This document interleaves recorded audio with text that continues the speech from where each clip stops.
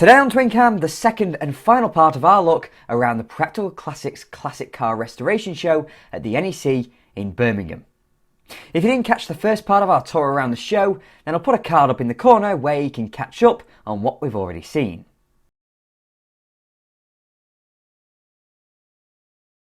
For today's video, we'll start with one of the cars I spotted waiting outside while I was getting into the NEC, this 1974 Audi 100. The C1 100 was the first big Audi launched after Volkswagen's revival of the brand in 1965, and it's an incredibly elegant shape, in a way that Audis were for decades, but unfortunately aren't quite so much now. In period, these were incredibly popular, with over 800,000 being built, making it the most popular Audi ever produced, and that drove the Audi brand into the public's consciousness. As an aside, this was the first water-cooled car ever to be produced at Volkswagen's Wolfsburg plant. But here in the UK, Audis weren't anywhere near being a go-to executive car. Instead, the British loved their Fords, and a car like this 1977 Ford Granada, a very late example of the first generation Granada. Unlike the Audi, which is elegant, the Ford is rakish and ever so slightly aggressive. But this style is so very in the mould of Ford in the late 60s and early 70s, as we discussed to a point in the last video. The Granada gradually transformed into a rather boring looking car, very conservative. But in this first generation, it's another fantastically attractive Ford. This being a Granada 3-litre S, it has the Essex V6 under its bonnet, the largest engine available in the original Granada. And that power plant tells you that it was produced in the UK at Dagenham, as German-produced Granadas would have used the Cologne V6 instead. But Ford wasn't a premium brand, and today a non-premium branded executive car is very, very rare. But even back in the early 70s, there were still some popular premium executives out there, and one of the best was the Rover P6. The P6 remains one of my dream cars, but this example is a relatively late one, with the later trim and larger 2200cc engine that replaced the original 2000 in 1973, as well as the egg crate grille that identifies a Series 2 P6. Compared to something like a Granada, the P6 is much smaller and less practical. But with its de Dion suspension, industry-leading crash safety and the availability of a 3500cc V8, it didn't age badly at all, despite hailing from 1963. But as time went on, Rover's reputation went into freefall, as quality declined dramatically and manufacturers like Audi eventually took their place in the UK. And a couple of decades later, they had cars like this 1985 Audi 80. A late example of the B2 or third generation of small Audi saloon. This car is still firmly within that era of elegant and very boxy Audis, and this example was surrounded by a number of sporting Audis at the show, many of which were Quattros, sitting of course on that same B2 platform. In fact, this particular car is an Audi 80 Sport, meaning it has the 1781cc 4-cylinder from the contemporary Golf GTI, alongside a couple of spoilers, the cool Quattro-style alloys, and a Recaro interior. But unlike the Golf GTI, the Audi 80 had a longitudinally mounted engine, as did all Audis of this era. And in that same orientation, though up at a 2-litre capacity, that engine was also famously used in the Porsche 924, or the People's Porsche, as is fitting for its mechanical origins. As I'm sure you all know, the 924 was the result of a collaboration between Porsche and Volkswagen, much like its predecessor, the 914. But the 24 was designed to be that bit more accessible. And though Volkswagen did eventually pull out, there's a lot of Volkswagen engineering under the skin, including that engine, and this feature made it both the first ever water-cooled Porsche production car and the first to use a front-engine rear-drive layout. Although the 924 is sometimes criticised by snooty elitists for not being a proper Porsche, it did lead to a small dynasty of transaxle Porsches, including the 944, 968 and of course the big 928. For a lot of people in the 1980s, those cars were proper bedroom wall material. But for my generation, big wall posters weren't quite the thing they once were, thanks to the rise of gaming, and in particular, Gran Turismo. The GT games brought an obsession with Japanese performance cars to swathes of people my age, and one member of that group was the Toyota Celica. Though this 5th generation Celica was more than 10 years out of production and 10 years out of rally success, these cars were heroes to me in my childhood, with images of Castrol liveried ST185s being thrashed by Carlos Sainz. And just look at this shot through the bonnet vents. It's so good it should be illegal. And less than 100 yards from this Celica is another, with this example of the original Celica that's clearly about to undergo restoration. This is the same car I was lusting after a couple of videos ago, and as I've already said, I think this is one of very few Toyotas that is genuinely pretty.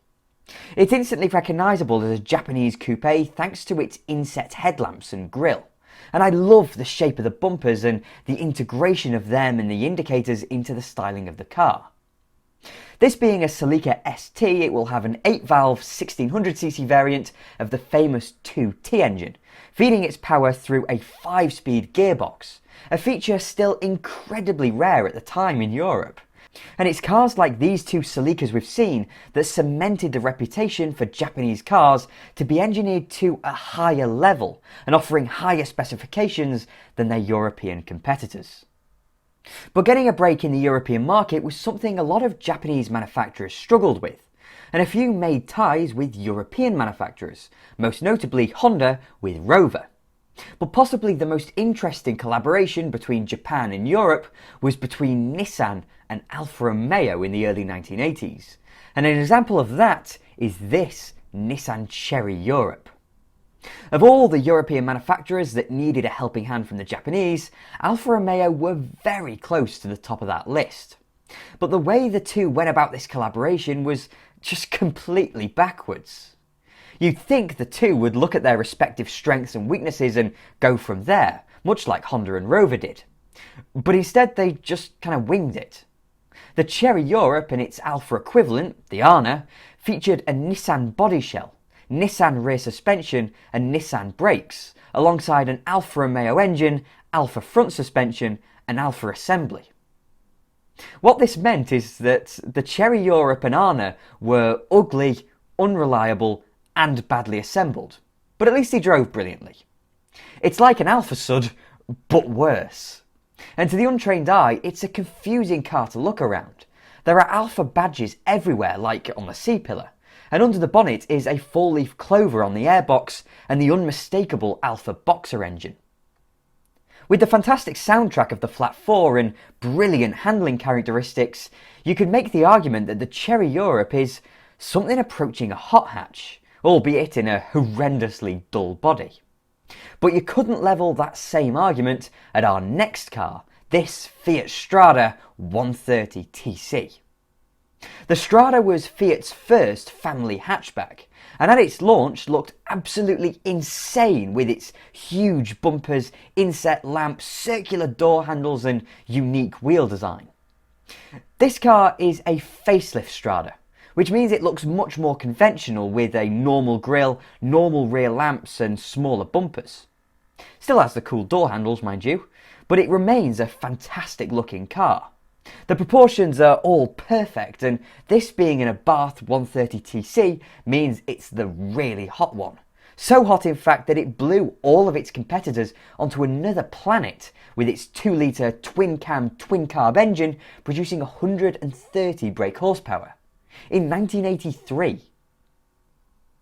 Of course, the Strada was the British badged version of what was known elsewhere as the Fiat Ritmo, and in Spain as the Seat Ritmo, as at the time Seat and Fiat were canoodling ferociously with each other, and that meant that most Fiats underwent some badge engineering, including Giugiaro's masterpiece, the Panda.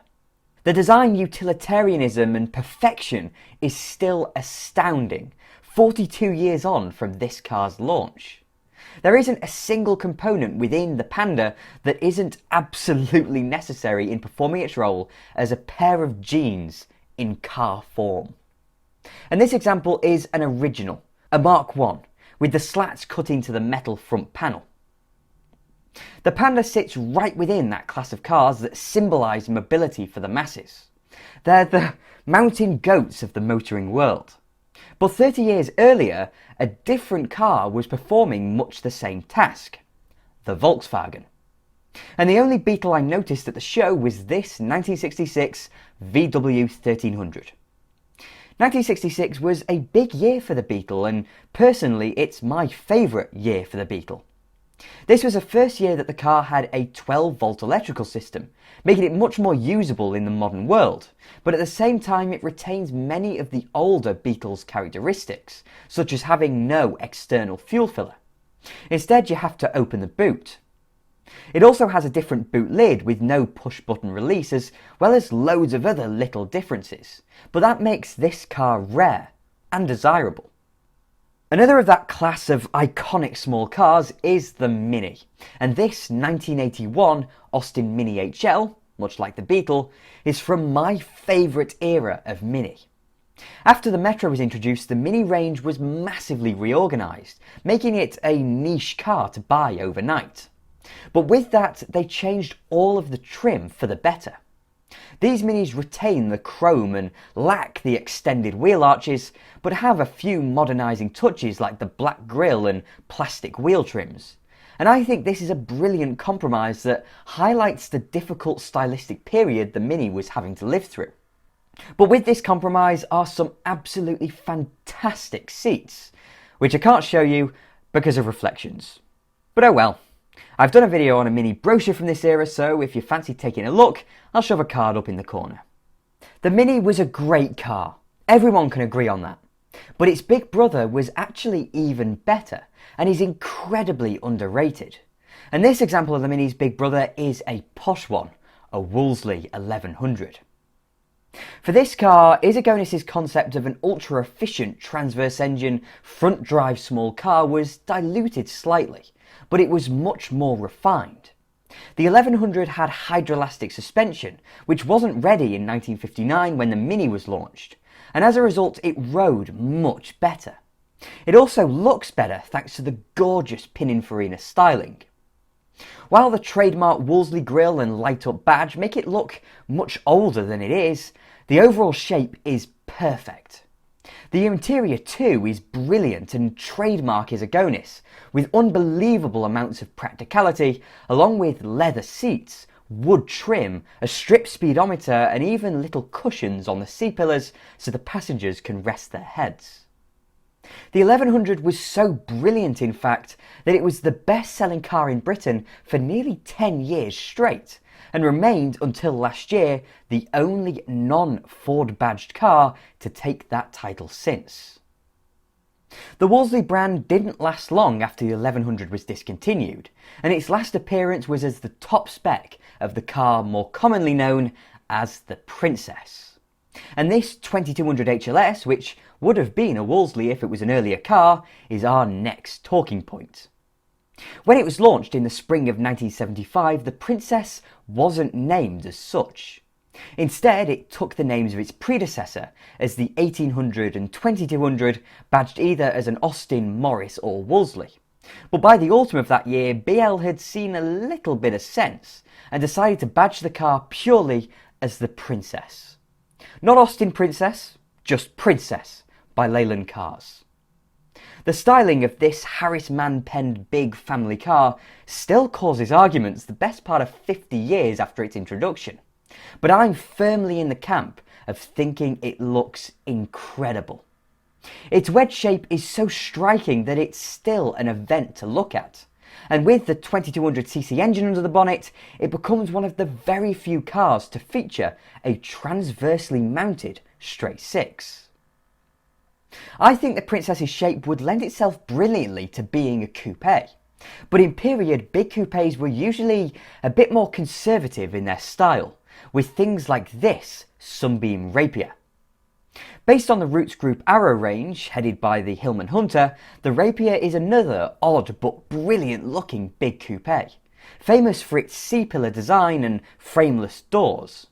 And because it hails from the same era as the 1100, it has fins. A lot of people seem to believe that the big coupe has died in recent years, but I disagree.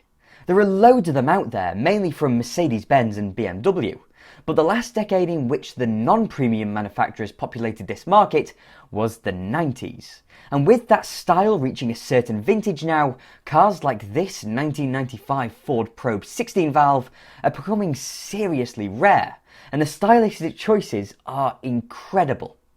First are the flush-fitting door handles, something very common in the 90s that we didn't see before and haven't seen since. There's a big light bar across the back, pop-up headlamps at the front, and best of all, 3 spokes. I really miss mad wheel designs, and our next car has gold BBS lattice alloys. And it's another coupe, but this one could just nudge into the supercar market.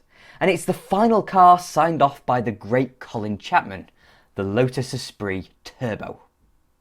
I adore the first 3 series of Esprit. I think they're fantastic looking cars, wide and low, and they just toe that stylistic line between sports car and supercar in a way that keeps it modest and understated next to a Ferrari, but demonstrates its heritage and capabilities when compared to something run-of-the-mill. But despite its 2.2 litre 4-cylinder engine, don't underestimate an Esprit.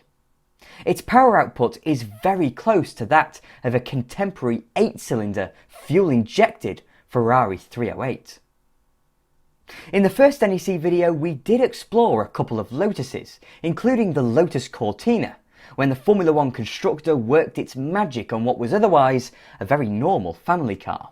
But fast forward nearly 30 years to the early 1990s and Team Lotus was nowhere. At the pinnacle of the sport was Williams, and in this era their engine supplier was Renault. And they wanted a bit of that Williams pedigree to be woven into their road cars. And so the hot version of the Mk1 Clio was christened the Clio Williams. Truth be told, Williams had zero involvement with the engineering of this car. It's just a name plonked on the side to help sell it. But Renault knows how to produce a great hot hatch, and the Williams was a genuine homologation rally car. So to help it win, it has a stronger gearbox, stronger front subframe, uprated springs, dampers and arms, thicker anti-roll bars, a wider track and wider wheels. And of course the engine has a new everything, and it's enlarged to 2 litres, producing 148 brake horsepower and making a 30-year-old Clio get to 60 mph in 7.6 seconds with a top speed of 134.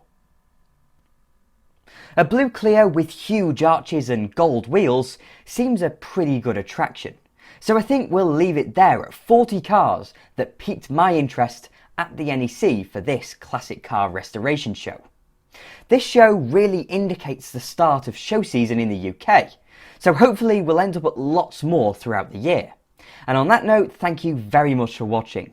If you enjoyed the video then please do click like and subscribe to TwinCam as well. I'm forever indebted to my wonderful Patreon supporters, so if you'd like to support me that way then please do follow the link in the description. And I'll have more videos coming along soon.